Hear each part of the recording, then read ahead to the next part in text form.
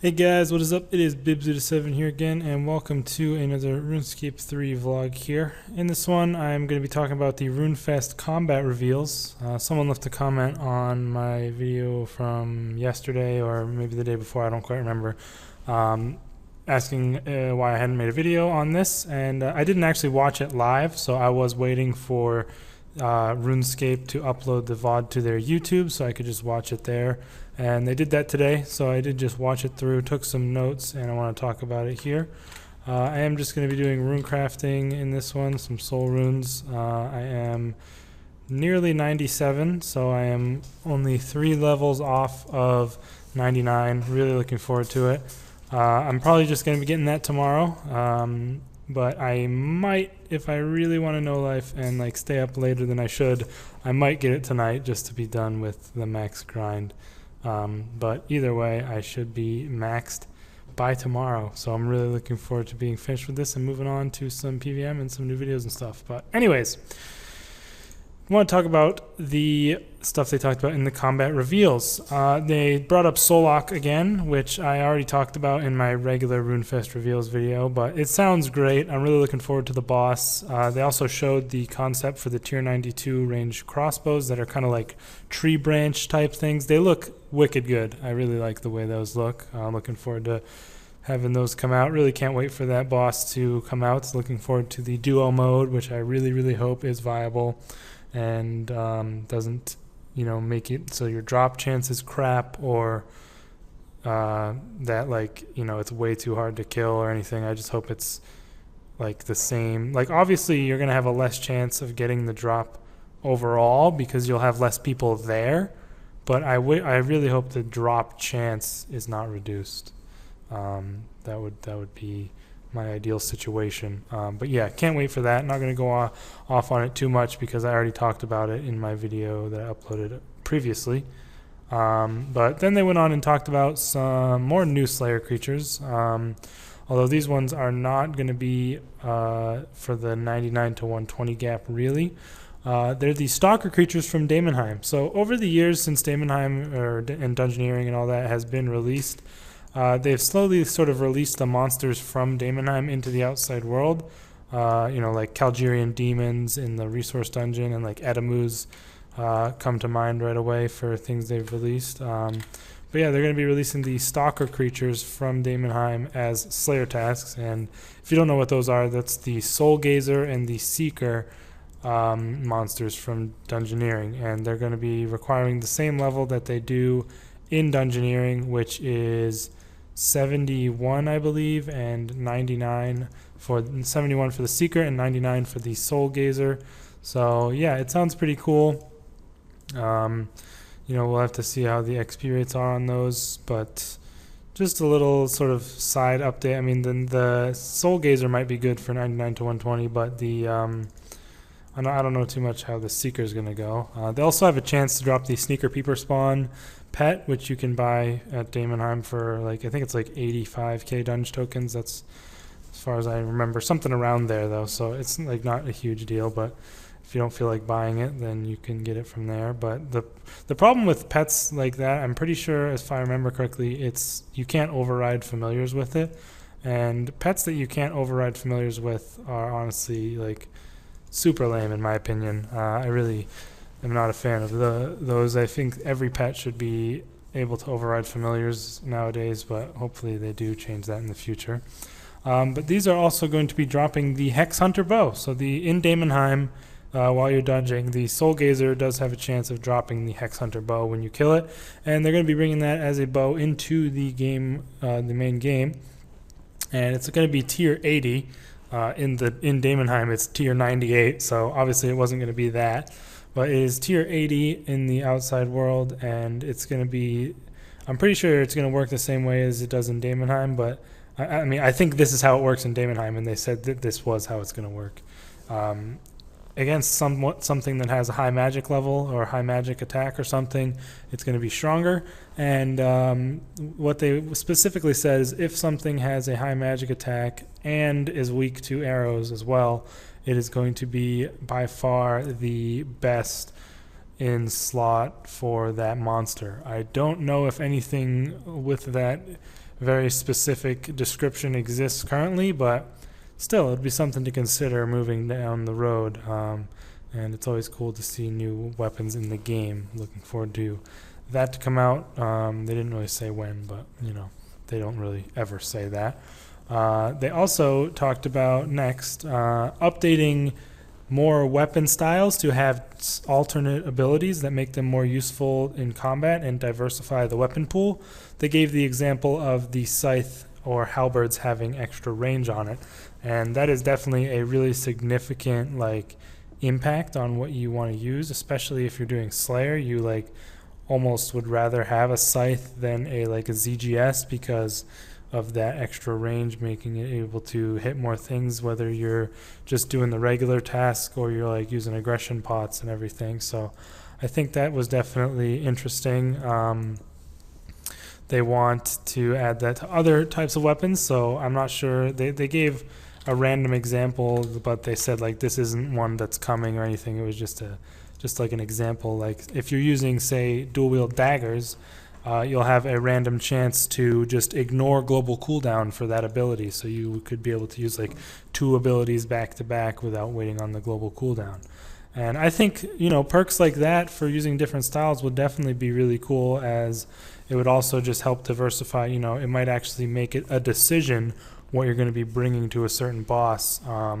The problem with that is that when you get up into the higher levels of weapons, there tend to not be a full range of styles for every weapon. Obviously at your rune and dragon level, you got daggers, swords, long swords, maces, you got everything. But when you get up to tier 90, all you really have are the Drygors, which are mace, rapier, longsword, and then scythe for your weapons. Those are the only 4. Right? Yeah.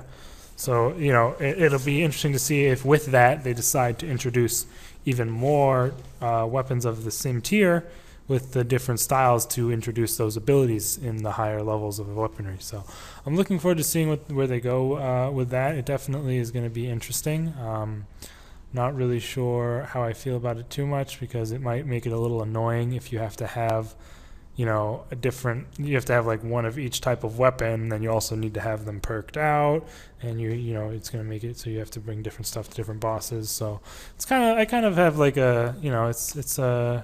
it's up in the air for me. It's really going to depend on how they end up implementing it and what they actually end up making as these perks. And it also seems like it's going to be a little tough to do for styles aside from melee. Obviously melee has can have all different range of weapons, but when you're using mage, you can either just have a staff or a wand and an offhand. So I don't see how they could really diversify that too much. I guess maybe with the spell type you're using, but those already have different perks, especially if you're using ancients. So I feel like it might be a little more melee centric, and that will probably make it a little less of an entire update to the whole combat system. So I don't know how they would really work around that. That's another issue. And it's the same deal with range. You're pretty much either using a bow or you're using dual wield crossbows, or there's also two-handed crossbows, but that's obviously the weapon pool is much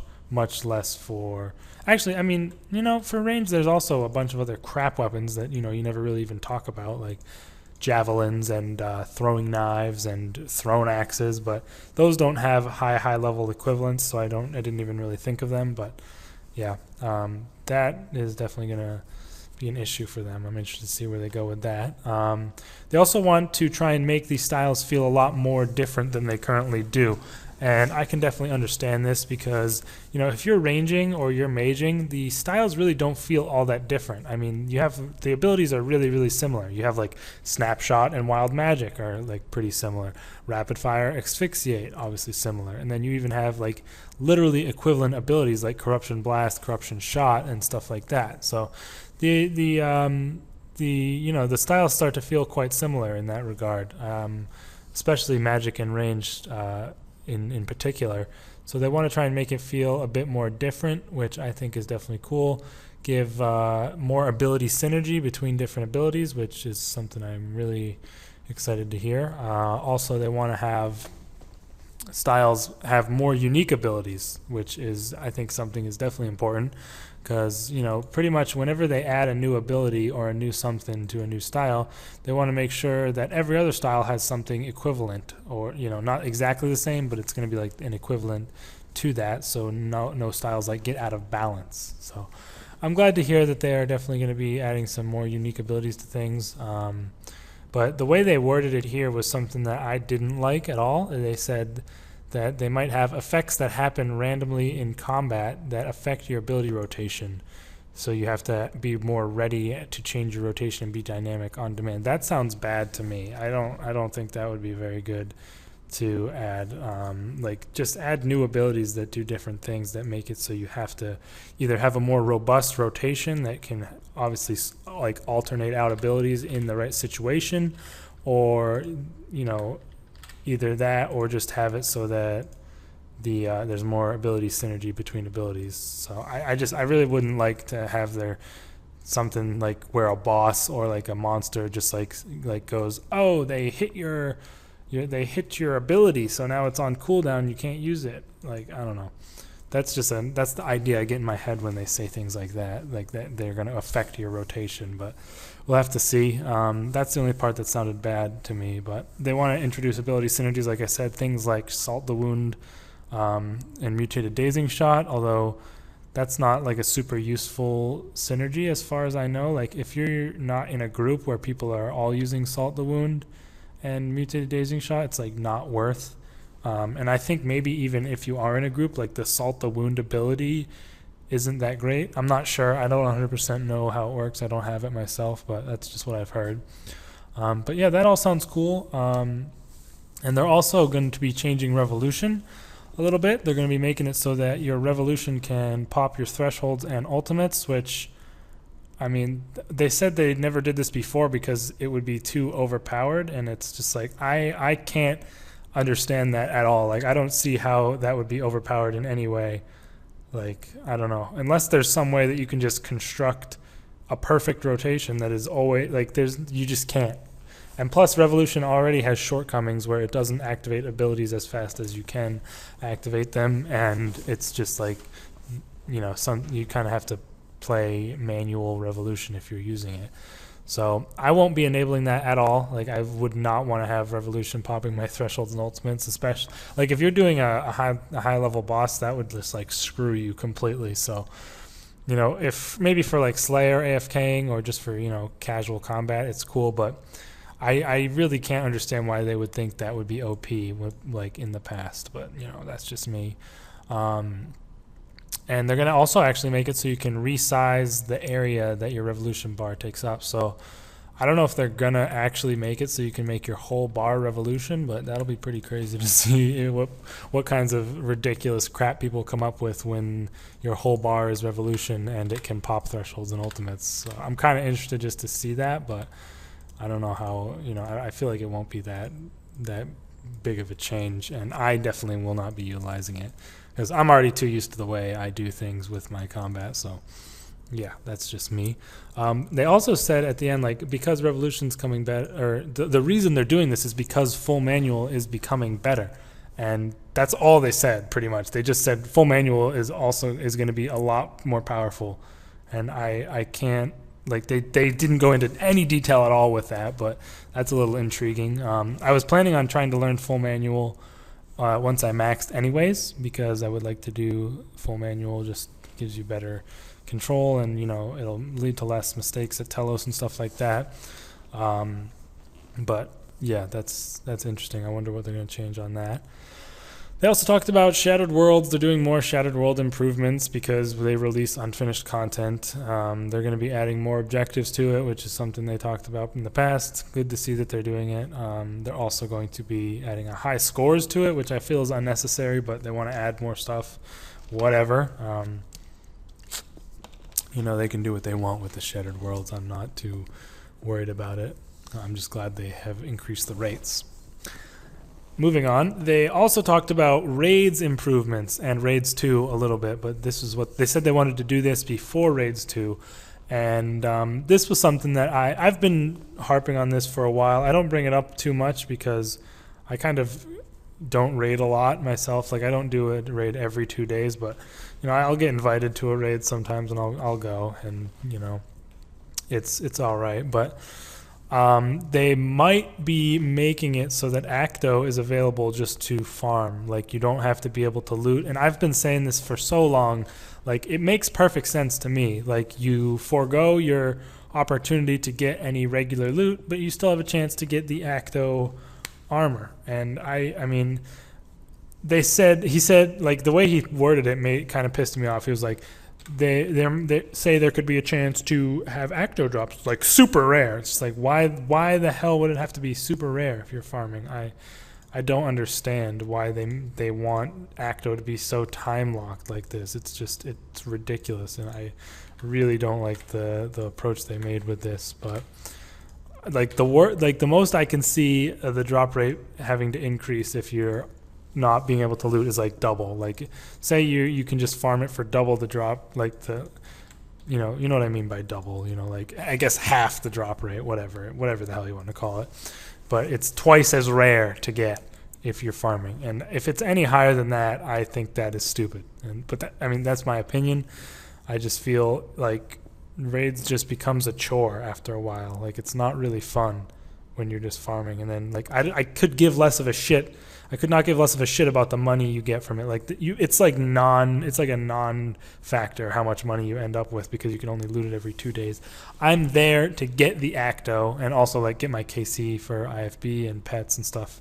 But I'm there mainly for the Acto, and when I don't get it, honestly, doing the raid just feels like a waste of time, which really sucks. So I would love to see them change it. They also said it could maybe have a different drop table instead of just giving you no loot when you're farming, which, whatever. I would just much prefer them making it so you can get Acto while you're off loot. That is just my number one most wanted thing. They also talked about like removing the group system, which I don't have a problem with the group system, but I mean, they're talking about removing it or at least improving it or moving it to the friends chat, which seems weird to me. I don't know. We'll see what they do with that. They didn't touch upon it too much. They also said the possibility of making it possible to raid with lower group sizes rather than the max 10 people, which I think could be really cool. That'd be nice to see them do. What the hell did I do here? Did I like mess something up? I'm not fully aware of what I did. Like why are my pouches like half full, half empty? I'm not sure what happened. I think I like overcharged the altar or something. I wasn't paying attention. But yeah, they also talked about how people don't like doing the jellies or the puzzle part of the raids, which I've never had a huge problem with. It is kind of annoying, but it's like, it's not a huge deal. But they talked about maybe having the jellies potentially have like a super rare, like a rare drop that they themselves would have that would be unique, and you could kind of have that to hope for while you're doing it, which, whatever. I don't really care about that too much. And they said Raids 2 is coming eventually, but they definitely want to get these improvements through first, which, I'm fine with.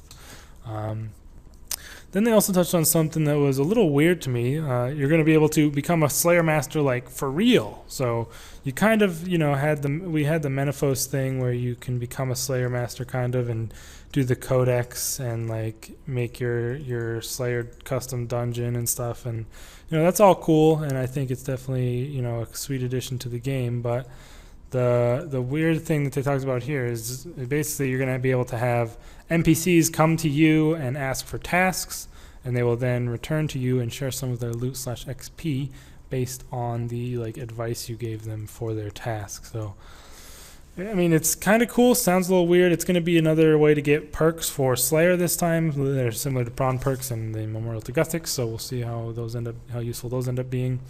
But yeah, I don't know. It seems like a little weird of an update, but. Lastly, they talked about another new boss, and I'm assuming this one is going to be quite far off release. It was a lot of more of a rough concept than an actual, real boss fight, but it's going to be the Hostilius boss fight, which is apparently like a demon thing that's in the lore, and it's like crazy and like massive and bigger than a god, all this craziness, and I don't know. I'm not too into the lore if you can't tell, but it sounds pretty cool, and you're going to have to go inside it and fight it from the inside out because it's so huge, which I think is a cool little concept. And they're also going to make it so the group size will scale to any number of players. You can solo if you want, go in a big group if you want. I think that's great. It's also going to have 3 difficulty modes: casual to get the lore, get your Reaper KC, your Master Quest cape, whatever's, and I think that's cool. They can. I'm glad there's that is there, because that means in the future, even if they don't remove Reaper from comp, they're going to still be able to add more crazy bosses that maybe people won't be able to kill, and I am all on board for that. But yeah, that sounds really cool. And then there's going to be normal mode for the average PVMers and stuff, and then there's going to be hardcore mode, which he said is going to be the most difficult boss fight ever with hardcore mode. But he also said that the challenges, like the difficulty of the boss, is going to come from gameplay-based challenges, not ability-based challenges and difficulties. Like, if you want to think of a boss that's ability-based, it's Telos by far. And then the example they gave for a gameplay-based mechanics is QBD. And obviously, it's going to be harder than QBD, but I can't see how it's going to be the hardest boss ever without having ability-based mechanics in there, at least a little bit. It doesn't add up to me. Like, I can't see gameplay-based mechanics being like insanely hard. Like, Telos is, in my opinion, like the hardest boss in the game, pretty much. I'm just trying to think and make sure I'm not. Pretty much. Yeah, Telos is pretty much the hardest boss in the game at the current moment, and I just can't. I don't know. It's just. I guess go ahead, prove me wrong, Mod Pie, whoever's releasing this boss fight. Prove me wrong and make the gameplay challenges insanely hard. I'm interested to see how they do it, but I don't know. I just can't see it happening with the way the current state of the game. But that's just me. Let me know what you guys think in the comments. And that was it. So I didn't watch the Q&A section, so my fault if I missed anything super important at the end of that. But I didn't feel like watching that because honestly I couldn't handle the cringe anymore if I'm going to be honest. But yeah, all these updates sound pretty great. Obviously, Solok I'm super excited for. That's easily the thing I am most excited for by far. And then second on that list, I would say raids improvements is up there as well.